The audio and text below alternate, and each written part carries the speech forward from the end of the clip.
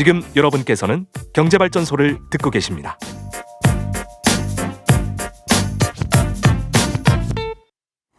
살구만 상상님, 보이는 라디오는 없는 거죠? 없는 거죠? 라고 써주셨는데 웬걸요? 있습니다. TBS FM 유튜브로 들어가시면 저희 실시간으로 스튜디오 안에 상황 보실 수 있거든요. 이게 밖에서 찾기가 좀 어렵게 돼 있나요? 살구만 상상, 라분 팬이 아니실까 이런 생각도 해보는데 정민 정원 아빠님 오늘 2등 하셨어요. 어제 1등 하셨는데 제가 어제 안 읽어드린 것 같고 쿠키두이 건이 오늘 1등이구나. 아빠가 한 발 빠르셨어. 오늘은 또 어떤 얘기 들려주시나요? 기대하면서 9시 기다렸어요 하셨는데요. 오늘 아주 중요한 얘기가 있습니다. 우리가 디지털 환경에서 살게 된 지 꽤 오래됐거든요. 그리고 물건을 산다, 이동을 한다 할 때 디지털상의 발자국을 남기게 되는데 이 데이터 발자국이 어디에 어떻게 사용되는지 그동안은 우리가 알 수가 없었습니다. 그리고 이 데이터를 기업이 가져다 쓰고 돈을 버는데 이거 우리한테도 지분이 있다. 어제도 잠깐 얘기했잖아요. 그래서 정부가 이 개인의 데이터는 개인이 관리할 수 있도록 마이데이터 사업을 추진하고 있는데 좀 생소하시죠? 이걸 관장하고 계신 4차 산업혁명위원회 데이터 특위의 김혜주 위원님 나오셨습니다. 안녕하세요. 안녕하세요. 네, 위원님은 지금 은행에서 마이데이터 유닛장으로 근무를 하고 계시잖아요.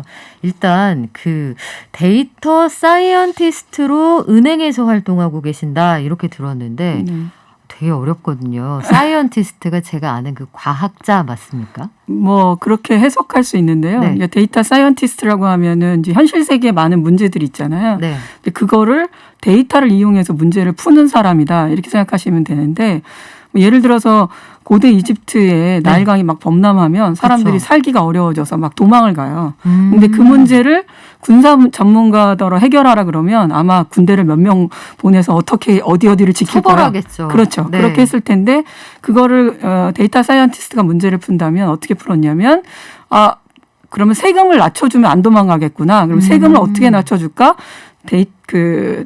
나일강에 있는 댐이 무너진 정도로 세금을 차등 적용해 주자. 이런 시도들을 과거부터 했었고요.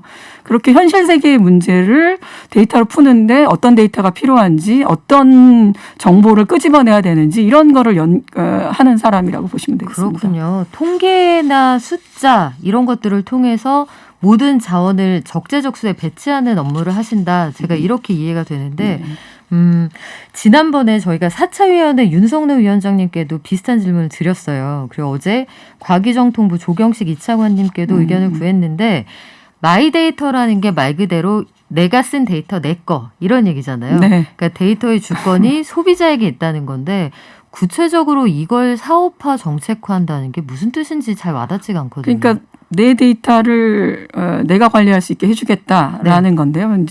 근데 이제 현실적으로 보시면 일반인들이 자기 데이터를 뭐 보관하거나 분석하거나 할 수는 없잖아요. 네. 모든 사람들이. 그래서 자기가 위임한 누군가한테 내 데이터를 맡겨서 내 데이터를 잘 분석해서 나한테 필요한 정보를 좀 전달해 주세요라고 내 데이터 관리의 권리를 위임하는 형태라고 보시면 될 거고요. 저희 나라에서는 그렇게 많은 마이데이터들 중에 금융과 관련한 특히 신용과 관련한 정보들과 관련한 거를 먼저 제도화해서 금융 데이터를 한 곳에 모으고 나의 금융거래 이런 걸 한 곳에 모으고 그것들을 관리할 수 있는 사업자를 선정해서 제공하는 이러한 일을 12월부터 시행한다고 보시면 되겠습니다. 그래요. 생각해보면 금융정보 관련해서는 우리나라에서 내 데이터가 어떻게 사용되고 등급이 올라갔다 내려갔다 수시로 또 알려주잖아요. 네.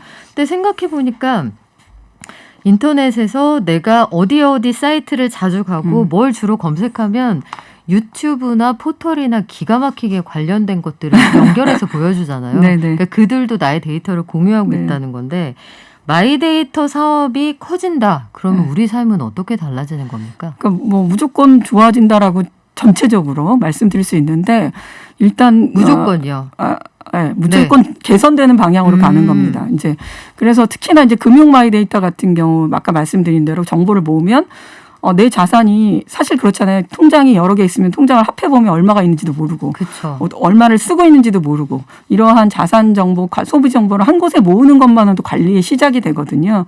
그리고 이 지금 사업 초기에 사업권을 받은 많은 사업자들이 고객들을 유치하고 고객들을 낙인시키기 위해서 프로모션도 많이 하고 네. 좋은 서비스들을 많이 준비하고 있어요. 경쟁하죠. 네. 그러니까 모두 다 부자 되는 그런 방법들을 얻어낼 수 있을 거라고 보고 있고요. 그 외에 뭐 의료 마이데이터 같은 경우만 하더라도 의료 정보 나의 그 건강과 관련한 병원에 방문한 이력이라든가 약 처방 받은 이력을 한꺼번에 모아서 네. 관리를 하면 건강 관련 팁도 저희가 얻을 수 있고 공공 마이데이터 같은 경우는 서류 제출을 막 여러 기관에 하잖아요. 근데 네네. 내 데이터를 일로 보내줘라고 하면 서류 제출의 그 번거로움도 줄어들고 뭐 이렇게 그거 좋아지는 편하네요. 거라고 본다고 보시면 네, 됩니다. 그 등본, 초본 각 2부씩 이런 거 안 해도 되면 되게 편할 것 같기는 한데 네. 한편으로는 이제 또 보안 문제나 이런 게 예. 걱정스럽기도 해요. 이게 익명화해서 알아보지 못하게 한다고는 하는데 예컨대 뭐 이럴 수 있지 않습니까? 서울에 사는 주부 박연미 씨 하면 서주현이면 박연미가 아닐까 이런 생각을 해볼 수가 있는데 그런 식의 힌트가 너무 많이 들어갈까 봐 걱정하는 분들도 있거든요. 일단 마이데이터는 동의한 사람한테만 가는 거잖아요. 그리고 그 사업자는 그걸 받을 수 있는 사업자는 보안 검사를 받아서 저희가 사업자를 취득한 거예요, 인가를. 네. 그래서 그런 염려는 없다고 보시면 될 것 같고, 그리고 실질적으로 저희가 분석할 때 박연미인지 아닌지는 궁금하지 않거든요. 그러니까 어떠한 이 상암동 근처에서 자주 머무르면서 이분들 경제적으로 어떤 삶을 누리고 있고 네. 그분들한테 어떤 서비스를 제공하면 좋을지에 관심이 있지. 박연민지 김혜준지 그건 별로 궁금하지 않아서 그런 걱정은 좀 안 하셔도 된다. 이렇게 보시면 그러네요. 되겠습니다. 그러면 좋아하는 메뉴, 야식으로 주로 뭘 시키는지 뭐 이런 것들이 접수가 되지 않을까 싶은데 요것도 재밌더라고요. 부동산 정보나 사업자 등록번호를 공공 데이터로 공개한다. 네. 이게 어떤 의미가 있는 거예요? 그러니까 4차위에서 그 데이터 정책 방향이라는 걸 발표했고요. 근데 그 안에 보면 데이터 119 프로젝트라 그래서 그 중에 하나가 미개방 핵심 데이터를 선정하고 그것을 공개하도록 하는 거, 공공에. 근데 그 중에 지금 우선적으로 저희가 정리한 게 사업자 등록번호랑 부동산 정보예요. 근데 사업자 등록번호는 사실 그 사업체 기업의 고유 번호 같잖아요. 그래서 이게 되게 비밀 정보로 생각돼서 공개하기를 꺼려했어요. 근데 이걸 공개하지 않으면 어떤 문제가 생기냐면 만약에 서울시에서 발표한 무슨 데이터에는 종로 떡집 이렇게 들어가 있어요. 네. 근데 거기 하나만 있다 생각을 해봅시다. 근데 다른 DB에는 이 사업자가 뭘 했는지를 이 건물에 누가 있는지 알아보려고 하는데 종로 떡집이 여러 개가 있으면 이 종로 떡집이 그 종로 떡집을 찾기 위해서 여러 가지 다른 정보를 활용해서 썼어요. 그러니까 엄청 떡집 번거로워져. 1호인지 2호인지 3호인지. 네.